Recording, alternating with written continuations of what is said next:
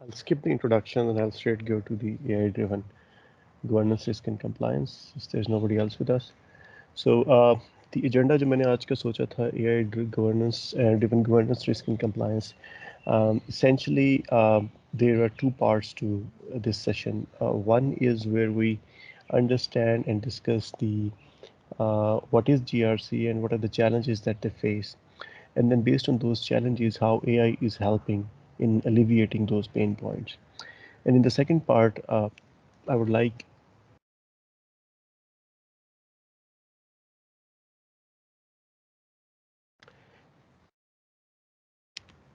so so the agenda for today's talk is AI-driven governance, risk, and compliance, and there are essentially two components to this session. The first component is where we will be looking at what is GRC, that is governance, risk, and compliance. What are the challenges that a typical GRC framework or a typical GRC function would be facing? And then we'll see how AI helps in alleviating the pain points that arise from those challenges. In the second part, I'll be sharing with you what are some of the industry solutions in the GRC domain and how you as a faculty or a student, if you're interested, how you can learn those solutions and develop the skills in those areas.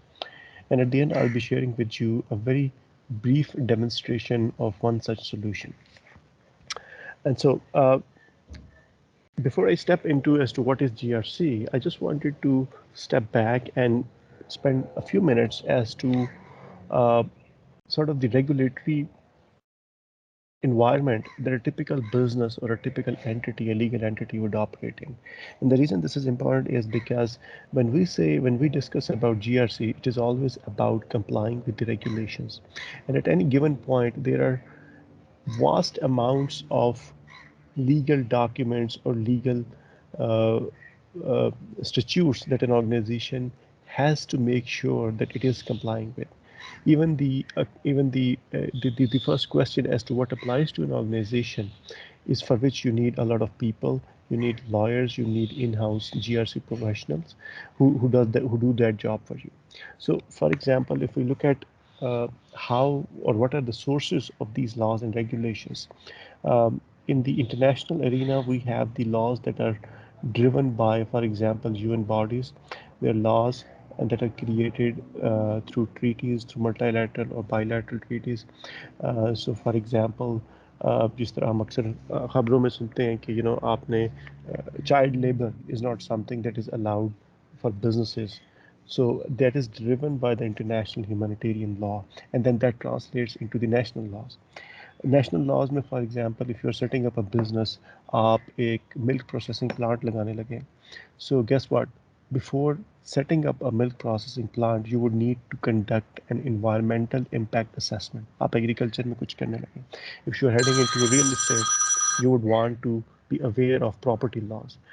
In Pakistan, taxation, the discussions around taxation when it comes to laws and regulations are very frequent these days. So this is another set of laws.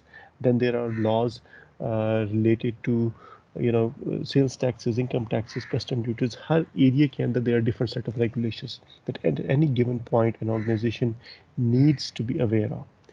Similarly, sort of the delegated laws, which we call as regulations, they're also very important. So if you are in oil and gas industry, you are affected by the bi-weekly announcements from OGRA. OGRA prices set कर रही है, OGRA upstream downstream या middle stream में जो oil and gas में companies काम कर रही हैं, it regulates the oil and gas sector. So उनकी इशूड रेगुलेशंस को these companies have to comply with. Similarly, healthcare sector में privacy is a big concern. Excuse me, outside of Pakistan, HIPAA compliance, personal health information जो होती है, that is very critically considered to be complied with. HR के case में labour laws are some of the areas जिसके अंदर हमें compliance देखनी होती है. इसी तरह अगर हम लोकल लेवल पे आ जाएं, as in when we look at it from the geography angle, so if you are in a particular state, Pakistan में the laws that are at a city or a union council level, they are not very prevalent. But outside of Pakistan, there are specific laws that deal with very tiny set of geographies. Could be your city, your council, and so on. So these are some of the sort of the laws or regulations that are external to an organization. Now, at any given point, any organization would have internal set of policies or procedures which are in essence laws of that organization. So these could be the policies. For example, cybersecurity is one of those areas where organizations are nowadays gearing themselves up to define those risky areas and come up with a cybersecurity policy. This policy would go on to affect not just the IT users but also the business users.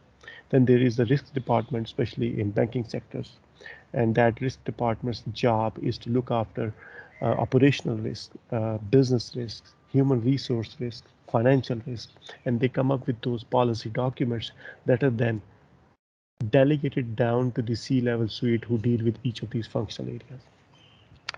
The next is the rules. So, for example, if you are in HR, private sector में तो इसकी इतनी prevalence नहीं है. The government sector there are staff rules.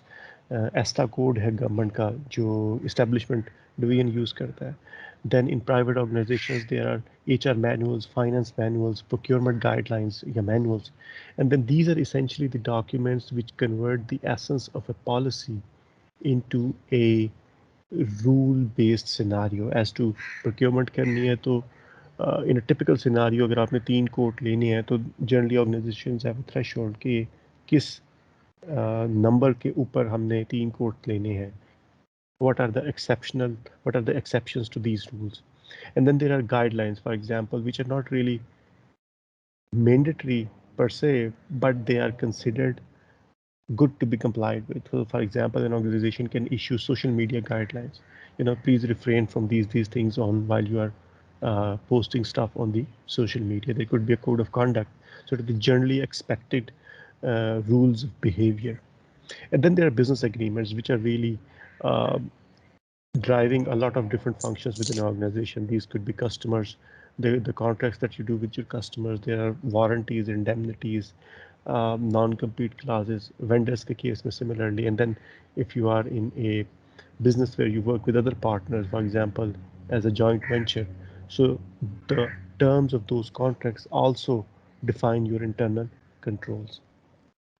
Uh, the reason I'm sharing this with you is just to understand the sheer volume of the different kinds and the quantity of the laws and regulations that at any given point an organization has to deal with.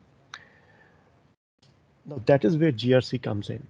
GRC is essentially when we look at the other end of the continuum, so in laws को deal करने के लिए organization में there are siloed departments. Labor laws की बात आएगी तो HR deal करेगा. पेपरा के rules की बात आएगी तो procurement deal कर रहा होगा. SCCP के laws की बात आएगी तो finance में normally there is a corporate function, company secretary वो डील कर रहा होगा. अगर टैक्सेशन की बात आएगी, FBR की बात आएगी, सेल्स टैक्सेस, इनकम टैक्सेस, इनकी बात आएगी तो नॉर्मली फाइनेंस के अंदर देयर आर स्पेसिफिक रूल्स और specific teams that deal with each of those areas. And in a typical organization, they are very siloed from each other. And there are different reasons to this, which we'll discuss in a few minutes. So when we talk about GRC, that is governance, risk, and compliance, it is essentially meant to look at the whole compliance landscape in a unified way, where you look at the whole organization and see if it is being governed and if the risks are being managed and the laws and regulations are being complied with. So it essentially provides you a very high level in terms that you have a C-level view of the whole organization. Um, Specifically, what essentially is meant by governance. So if you read, there are tons of material, but all it comes down to is achieving objectives. So for example, if you are the prime minister of a country and you say कि मैं आपको इतनी नौकरियां दूंगा, 1 करोड़ नौकरियां दूंगा, so that is your objective and you will be mired on that objective that you set for yourself. Risk क्या हो सकता है? सो रिस्क के केस में for example as a company क्या मैं अपनी डेट टू इक्विटी रेशियो को कितनी हद तक मैं deviate करने दूं? What is the acceptable risk that I'm going to take? So, for example, should I? Another way to look at it would be if I am in a retail business, if I am a grocery store, हमारे case में, for example, I'm sitting in Islamabad. So, Imtiaz Superstore is a success story of Pakistan. It is in different cities. क्या Imtiaz super store अपना brick and mortar business model को pivot करके online grocery delivery की तरफ जाए कि ना जाए? There is uncertainty for them, and that's a risk. If they go into that direction, they're taking on a risk, and the risk department's function is to help the governance bodies make a good decision. अगर आप grocery delivery online model में जाते हैं तो क्या risk हैं? There are certain technology risk that would come into play. What about the footfall जो कि एक शॉप में हो रही थी, उनका क्या होगा? शॉप्स तो खुली रहेंगी तो उनकी जो फिक्स कॉस्ट होंगी वो कैसे पे आउट होंगी? Should we close the shops altogether or not? So these kind of questions are then, these kind of uncertainties are addressed by the risk function. Then there is the compliance function. So for example, if you're working in a highly regulated industry, for example, a bank, for example, telecom, or different other industries, there are literally hundreds and hundreds of these pieces of statutes that are coming in every day. If you're a bank, State Bank would be issuing regulations every day and sending out to the banks. Even banking sector, there is a separate banking ombudsman जो कि deal करता है, because it is so much regulatory intensive. If you're in telecom, तो PTA, it closely monitors the spectrum availability, किसको देना है किसको नहीं देना. जो लोग IoT में काम करते हैं, they know it very well कि अगर आपने IoT devices लेने हैं तो जो sheer requirements of PTA compliance are huge. And with that compliance comes the cost of non-compliance. If you're not complying with those laws and regulations, there's a huge cost that you have to incur. So at any given point, and any organization wants to have a holistic view of these compliance issues, and that's where GRC comes in. What are some of the challenges that a GRC uh, function? When I say function, these could be a one function within an organization. So for example, in the case of a university, it could be board of governors, it could be board of trustees, it could be the office of the chancellor or the vice chancellor. Depending on each organization, there are different bodies that play that role. In the case of a bank, risk department अलग होगा, compliance department अलग होगा, एक internal audit function होगा, governance का काम कुछ और लोग कर रहे होंगे. And then each of those roles, they try to address those challenges. So for example, governance की team address करेगी कि मैं business को किस तरफ pivot करूं, किस direction में लेके जाऊं. Am I going too fast or am I going too slow? What are the implications of my decisions? Kya, if I am a big taxi fleet manager and I have hundreds of taxis, should I worry about Uber and Careem model or not? Should I pivot my business model or not? And how far should I pivot? So these kind of decisions or these kind of challenges are are are are are executed or are faced by the governance team. Risk department क्या करता है? Risk department helps to first of all identify the risks associated with those business decisions. क्या क्या risks हैं, उन risk को quantify किया जाता है. फिर उन risk को देखा जाता है कि can the risk be mitigated, can the risk be managed, can the risk be altogether eliminated. So in most of the cases, you try to prioritize them and then go after the most risky items, and then you try to mitigate them as much as possible. Generally, you cannot ever eliminate a risk completely. And that's the job of a risk function. In case of compliance, there are essentially three questions that any good compliance function would ask. First of all, in any given organization, what are the set of laws that are applicable to them? The second question that they ask is, okay, for these set of given laws or regulations, what is expected from us? So for example, अगर state bank कहता है बैंकों को कि आपने मुझे quarterly base पे उन तमाम कंपनियों की रिपोर्ट्स भेजनी है जो कि फॉरेन कंपनीज हैं, तो what sort of rules and procedures do I need to have in place? And then there is somebody who is possibly going to be doing that job. ये मैं आपको in detail अभी एक एक एक I'll explain this in the form of a workflow also.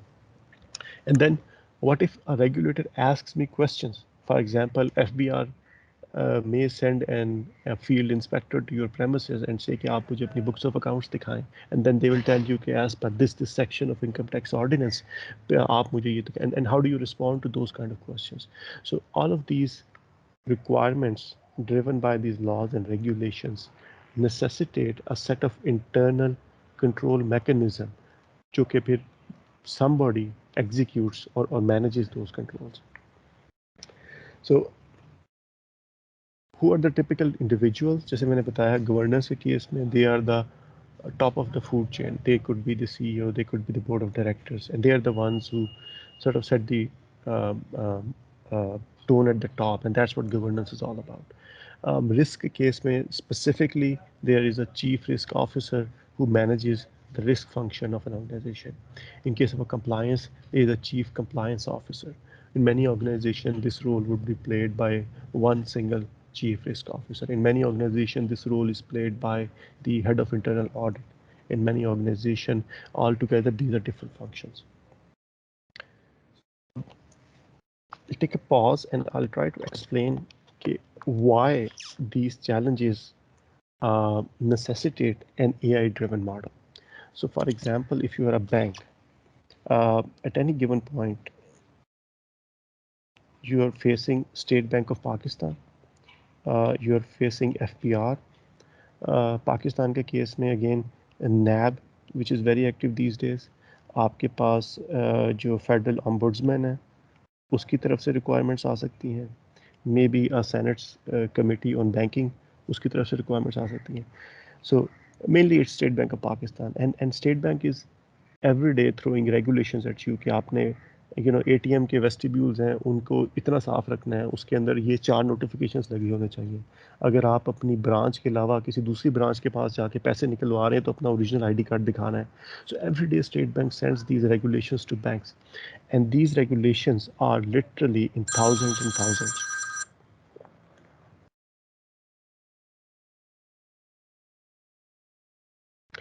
Typically what happens is a bank will have different set of individuals जो कि इन regulations को ingest करके Excels में convert कर रहे होंगे. That's really how it's done. We're talking to a bank these days, and that's what their individuals do. They take these regulations and then they put these into Excels. And based on these Excels, what happens is, for example, अगर FPR का एक law है कि retail sector के अंदर जो POS machines हैं, they are going to be connected to the FBR sales tax systems, then guess what will happen? Somebody in that organization or somebody in that business will be working with the IT team, will be working with the finance function, will be working with the vendor who provided that POS machine to get that kind of a job done. So essentially, based on this Excel, two things would be happening.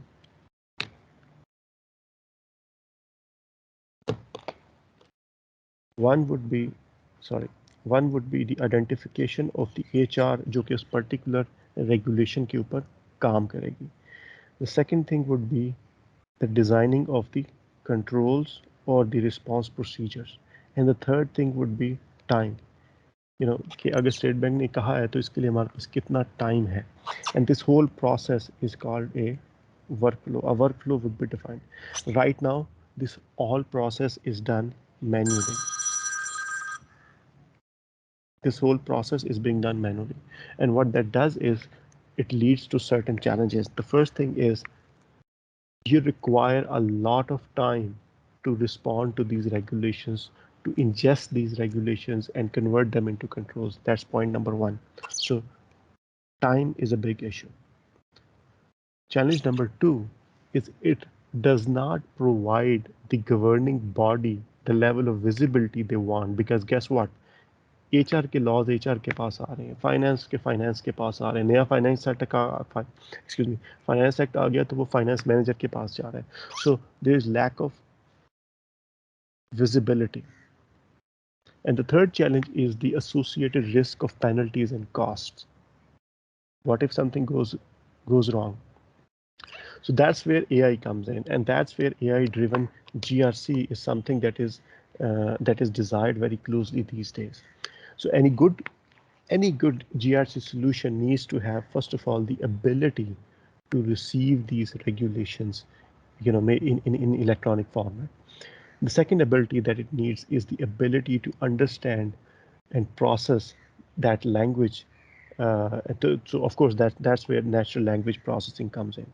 So for any AI to happen, first the system needs to understand those regulations.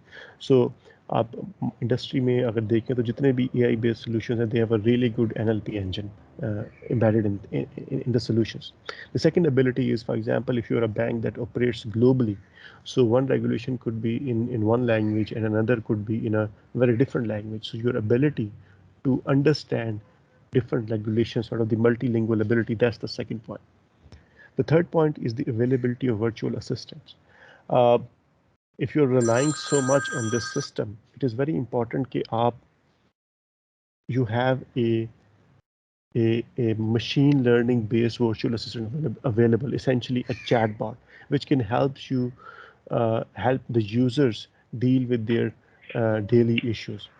And the fourth and the most important thing is the predictive insight. So the first three elements essentially let the whole solution suggest those insights into the whole GRC arena. So if you are a chief compliance officer, you would want the ability to know at a given point कि मेरे HR की compliance कैसे जा रही है. EOBI ने कोई new rule निकाला था तो क्या वो HR ने किया है, उसमें पेंडिंग आइटम्स क्या हैं, उनके लिए रिस्पॉन्सिबल इंडिविजुअल कौन है, and so on. So a good AI engine should be able to predict you the things that are eventually going to happen. And then the third most important thing is the automated workflows, which sort of connect all the moving pieces within a GRC workflow. So for example, what is going to happen, who's going to do it, how's that going to be happen, that is defined by a workflow. These are some of the GRC solutions that we have. Uh, I'll go in the presentation mode. So these are some of the GRC solutions that are available in the market. And again, the flow here does not represent as to how good a solution is. It's just one of the most widely used GRC solutions. So first is IBM with the Open Pages. IBM Open Pages is essentially a solution that helps you use AI in ingesting and responding to regulations, and it is powered by Watson. The next is Archer by RSA. That's another very good solution. Then there is ServiceNow GRC solution. Then there is the Logic Manager.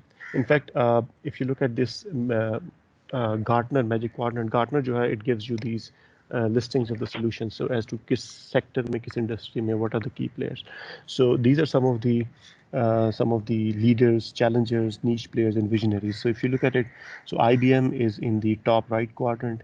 Then we have Dell Technologies and Galvanize just on the fence here between challengers and leaders.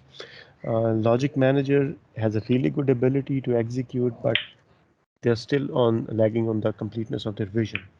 And similarly, there are a few more players. The reason I'm showing this to you is because if you're a faculty or a student and you're interested in learning these technologies, if you want to start into the GRC domain, these are some of the players that are already working. If you want to learn the technologies, uh, I wanted to share some of the learning courses available on IBM's Open Pages. I have, in fact, the website open. So there are three kinds of learning modules available. The first is a sales badge. So if you're interested in selling IBM Open Pages, you first need to understand the solution, of course.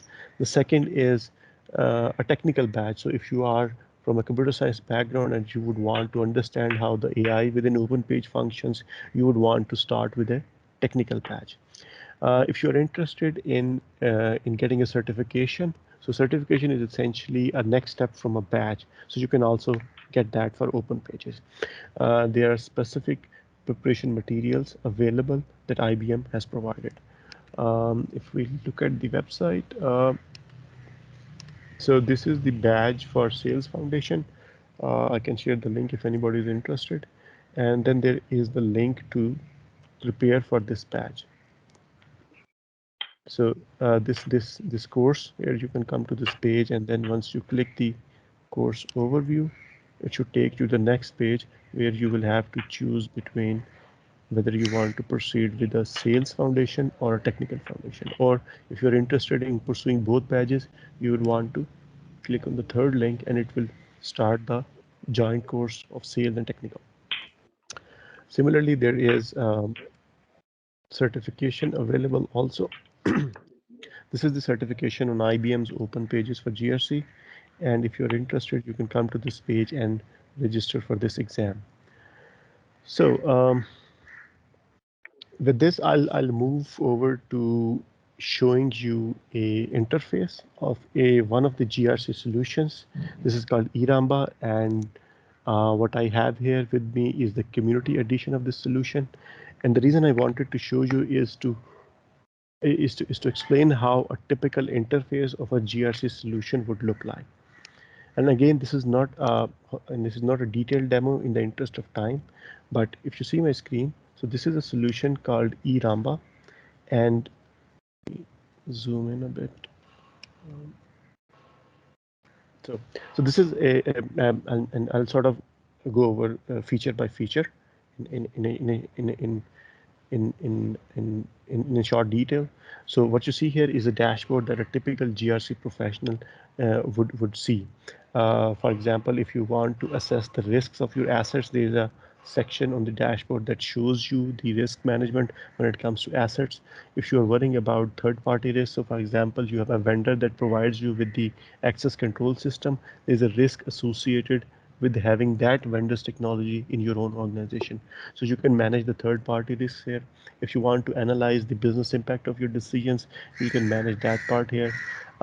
If you are worrying about the incidents happening in your network, so security incident module is available. Similarly, if you're working on security policies, you can look into that and so on. And if we go down into details, so for example, in each of these modules, you can see, let me go ahead and click. You can see specifics. You can see a specific score also. Okay, so when I click on the asset-based risk management scores, what I see here is these are some of the events that had happened. So for example, unauthorized financial data disclosed due to Xerox breach. And there's a stakeholder identified, there's a risk owner, when is this going to be reviewed? And then there's a classification available also as to what is the likelihood of this incidents not being corrected, and so on. So then apart from dashboards, you have the ability to design the whole GRC program. You have the ability to, first of all, define as to the specificity of your organization. What are the business unit? What are the liabilities that you worry about? What are the third parties that you need to first document as a master data? Then you can identify and document the assets that need to be protected. You can define and manage the internal controls. These are the controls that would be built in response to a regulation.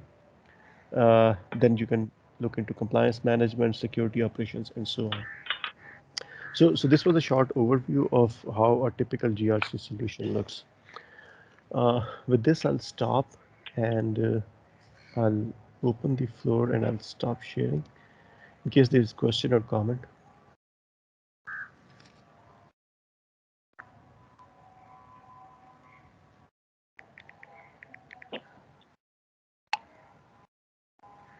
Yeah, Ashmat, I think it was a very good presentation. Can we have introduction from Noman Kadir Somro?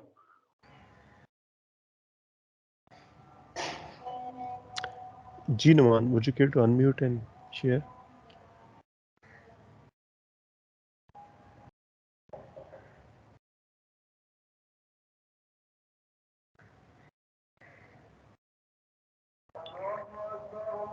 Noman, आप mute करें.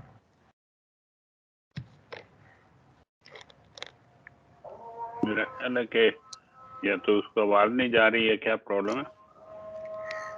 But the overall presentation was very good, और इसमें फिर हम मजीद discussion जो वो कर लेंगे, बाद में कर लेंगे. If there is any question from any other participants,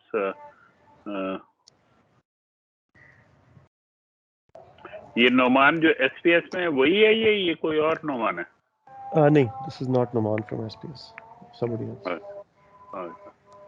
चलिए ठीक है. If there is no question, then we can call off the meeting. Sure. So thank you everyone for joining. The next session on AI would be 4 weeks from now. And immediately in next week, we will be having a session on cloud technology. So if you're interested, please keep checking your emails. Jafar will be sending out the invites. Thank you very much for joining. Okay ji. Allah Hafiz.